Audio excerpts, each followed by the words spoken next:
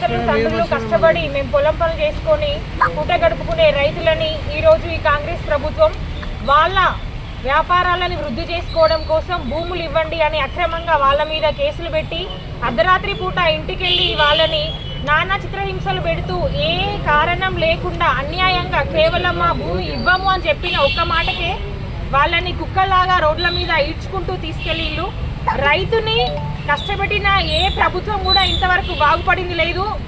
కాబట్టి రేవంత్ రెడ్డి గారు ఇకనైనా మీరు బుద్ధి తెచ్చుకొని లగాచెర్ల రైతులను వెంటనే విడుదల చేసి వారికి క్షమాపణ చెప్పాలని మేము భారత రాష్ట్ర సమితి తరఫున మిమ్మల్ని డిమాండ్ చేస్తున్నాము.